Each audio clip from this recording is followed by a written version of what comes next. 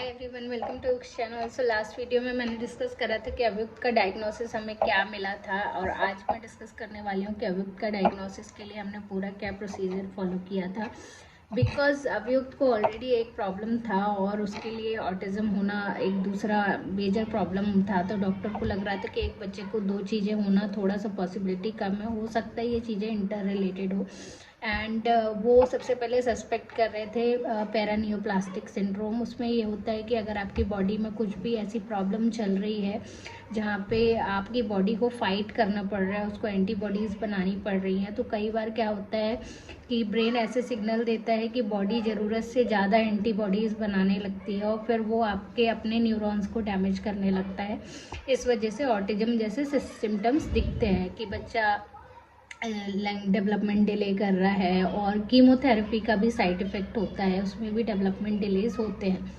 तो इसलिए डॉक्टर ने सबसे पहले जो टेस्ट करा था वो था CFT test, cerebral fluid test, जिसमें स्पाइन से थोड़ा सा ब्रेन लिक्विड निकाला जाता है और फिर टेस्ट करा जाता है टू चेक कि हमारी बॉडी में कितनी एंटीबॉडीज़ बन रही हैं।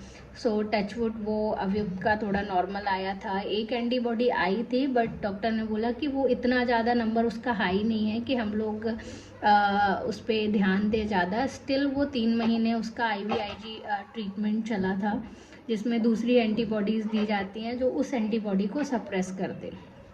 तो वो IVIG 3 महीने ट्रीटमेंट चलने के बाद अव्युक्त का बैलेंस थोड़ा सा इम्प्रूव हो गया था, क्योंकि पहले वो रनिंग करता था तो वो थोड़ा डिसबैलेंस हो जाता था, मतलब ऐसे हिलता हुआ सा चलता था, तो वो थोड़ा सा इम्प्रूव हुआ था। फिर उसके बाद जब उसका IVIG ट्रीटमेंट बंद हुआ 3 महीने के बाद, तो डॉक्टर ने बोला कि अब हम ऑटिज़म के साइड जाएंगे, ऑटिज़म के लिए से रिलेटेड डायग्नोसिस करेंगे। तो उसमें क्या हुआ, सबसे पहले डॉक्टर ने बेरा टेस्ट किया, और उस समय अव्युक्त का सिचुएशन ये था कि वो ऐसे तो बिल्कुल भी ध्यान नहीं देता था, लेकिन जो तेरी मिट्टी सॉन्ग है वो कहीं से भी उसको बजा दिया जाता था तो वो तुरंत मुड़ के देखता था और पूरा ध्यान लगा के देखता था उसको, और जहाँ पे भी वो मदर रिलेटेड लाइन आती थी तो वो रोने लग जाता था। तो डॉक्टर ने सेम चीज़ बजाई और उसने जैसे ही ध्यान दिया सब लोग बहुत सरप्राइज़ हो गए। फिर उसको टेस्ट के लिए लेके गया, बेरा टेस्ट के लिए लेके गया और वहाँ पे उसका टेस्ट के बाद जो रिपोर्ट आई वो नॉर्मल थी, मतलब हीयरिंग का कोई इशू नहीं था। देन EEG किया गया। EEG में क्या था कि उसको सिडेट करके EEG किया गया, बट हाइपर एक्टिव था तो उस समय भी वो थोड़ी बहुत एक्टिविटीज़ कर रहा था। उसको ऐसा होता था कि जो नॉर्मल सिडेशन दिया जाता था कोई भी स्कैन करने से पहले, वो उठ जाता था, मतलब ऐसा होता था कि बीच स्कैन में भी कई बार उठ जाता था, तो उसको हमें पकड़ के टाइटली स्कैन कराना पड़ता था, मतलब सिडेटिव्स पे उस पर ज़्यादा असर नहीं करते थे। तो ये सिचुएशन के बाद उसका EEG थोड़ा सा माइल्ड डिस्फंक्शन आया था, तो डॉक्टर ने बोला कि बिकॉज वो थोड़ा सा हाइपर एक्टिव है और सिडेशन में भी थोड़ा एक्टिव था, इस वजह से उसका EEG थोड़ा सा नॉर्मल नहीं आया, बट इट्स ओके, ऐसा कुछ नहीं है कि इसमें कुछ कंसर्न नहीं है। देन EEG के बाद CFT हम ऑलरेडी करा चुके थे। हमने अपने डॉक्टर को प्रपोज़ किया कि आप इसका MRI भी कराइए। So doctor RK Sabharwal Gangaram में और डॉक्टर प्रवीण, दोनों की टीम अव्युक्त को लाइक वार्ड में ही विज़िट करती थी, और जब मैंने उनको ये बोला तो उन्होंने मुझे उल्टा डांट दिया कि ऑलरेडी बच्चा पेट स्कैन करा चुका है, तो अगर कुछ ऐसा होता तो उसमें हमें दिख जाता, बट बीइंग अ मदर मुझे बहुत ज़्यादा डर लग रहा था कि कहीं ये ब्रेन से रिलेटेड ना हो, तो मैं उनको बार बार पुश कर रही थी कि आप MRI करा लीजिए, बट डॉक्टर ने मना कर दिया। तो उसके बाद अव्युक्त का MRI नहीं हुआ। देन हम उसको ये सारे टेस्ट होने के बाद हम कार्स के लिए लेके गए अव्युक्त को। तो कार्स असेसमेंट में पहला असेसमेंट तो बहुत ही अच्छा हुआ था, उसमें काफ़ी कुछ उन्होंने ऑब्जर्व किया, देखा, चेक किया। उस समय वो नॉन वर्बल था, 2 साल पे असेसमेंट हुआ था, तो उसके बाद हमें ऑटिज़म का डायग्नोसिस मिला था, बट डॉक्टर ने बोला कि ये कोई फिक्स डायग्नोसिस नहीं है, डायग्नोसिस चेंज हो सकता है। तो 6 महीने हमने बहुत अच्छे से थेरेपी कराई, एंड देन 6 महीने के बाद जब हम डायग्नोसिस के लिए गए तो उस समय में सीवियर ऑटिज़म का डायग्नोसिस मिल गया था, बिकॉज अव्युक्त नॉन वर्बल था, हाइपर एक्टिव वो हमेशा से था, अभी भी हाइपर एक्टिव है, बट हमने बिकॉज हम अंदर से मान के चल रहे थे कि प्रेयर कर रहे थे रादर कि ऑटिज़म निकले, उसके अलावा और कुछ ना निकले। बिकॉज जिस किसी भी की फैमिली में ये सिचुएशन आई होगी वो बहुत अच्छे से समझते हैं कि किस तरीके से चीज़ें फैलती हैं। तो हम चाह रहे थे कि वो ऑटिज़म निकल आए, वो हमारे लिए बहुत अच्छा है, बाकी और कुछ ना हो।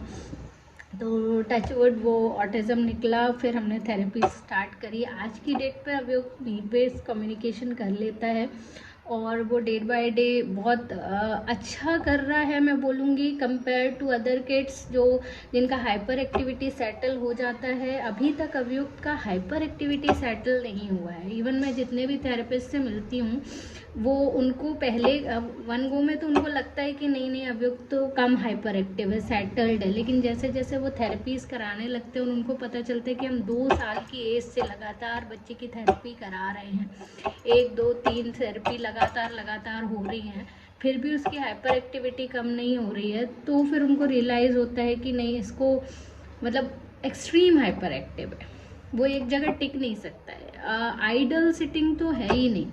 मुझे बहुत सारे लोगों ने बोला, थेरेपिस्ट ने भी बोला कि आप उसकी आइडल सिटिंग कराओ, वो मैं करा रही हूँ, लेकिन उसके अंदर एनर्जी इतनी ज़्यादा है कि वो उसको चैनलाइज करना नहीं आ रहा है कि मैं कैसे चैनलाइज करूँ। तो अभी मेरा चैलेंज वही है, उसकी वजह से उसका लैंग्वेज डेवलपमेंट भी स्लो है। एकेडमिक्स पार्ट अभियुक्त का ऐसा है कि वो बहुत ही अच्छा है एकेडमिक्स में, मैं बोलूँगी। अभी तक मैं उसके जितने भी टीचर्स मुझे मिले हैं वो यही बोलते हैं कि अभियुक्त का एकेडमिक्स उसके एज के बच्चों से बेटर है, क्योंकि उसका स्पेशल इंटरेस्ट है स्पेलिंग्स में, नंबर्स काउंट कर लेता है, वो 100 तक लिख लेता है, स्किप काउंटिंग करने लग गया है, बहुत सारी चीज़ें अचीव हो गई हैं जो मैं आपको बताऊंगी उस आगे के वीडियो में। मुझे बोला है पेरेंट्स ने कि आप स्पीच और एकेडमिक्स और जितना अभी तक अभी अपने लर्न कर लिए हैं उस पर भी आप वीडियो बनाओ, तो वो मैं वीडियो बनाऊंगी। बट या ये वीडियो सिर्फ डायग्नोसिस के लिए था। तो डायग्नोसिस में अभियुक्त का पहले बेरा हुआ है, CFT हुआ है, EEG हुआ है और पेट स्कैन हुआ है, उसका MRI नहीं हुआ है। बट इतने सारे डायग्नोसिस के बाद हमने एक्सेप्ट कर लिया है कि अभियुक्त को ऑटिज़म ही है। और अभी लेटेस्ट जो मैंने मतलब अपने जो रेगुलर थेरेपी ले रहे हैं थेरेपिस्ट, उनसे पूछा तो उनके हिसाब से अब अभियुक्त का माइल्ड ऑटिज़म के साइड आ चुका है ऑटिज़म, और ADHD नो डाउट उसका सीवियर ही है अभी भी। तो लेट्स सी आगे क्या अचीव होता है, बट जितना अचीव हुआ है मैं उससे बहुत ही ज़्यादा खुश हूँ। बीच में थोड़े डाउनफॉल्स आते हैं क्योंकि अभियुक्त को बहुत सारे इश्यूज़ हैं। मैं ये नहीं बोलूँगी कि बच्चा एकदम सही हो गया है। अभियुक्त को हेड बैंगिंग का सबसे बड़ा मेजर इश्यूज़ है, वो बाइटिंग करता है और उसके बिहेवियर्स मेल्टडाउन बहुत ज़्यादा हो जाते हैं कभी कभी, but it's okay, it is part of our life. और हम वो एक्सेप्ट अगर हम कर लेते हैं तो हमारी चीज़ें ज़्यादा आसान हो जाती है, क्योंकि कई बार मैंने नॉर्मल बच्चों को भी ऐसे बिहेवियर करते हुए देखा है, तो वो मुझे ज़्यादा बड़ी चीज़ नहीं लगती है, वो मैनेज हो जाएगी। वन मोर थिंग जो मुझे पूछा था कि अभियुक्त का डॉक्टर्स कौन थे, तो अभियुक्त के डॉक्टर RK सबरवाल ही थे और डॉक्टर प्रवीण ही थे। इनके अलावा हमने किसी न्यूरोलॉजिस्ट को अभियुक्त को नहीं दिखाया है। सो आई होप इस वीडियो से आपकी हेल्प होगी। Thanks for watching, bye bye.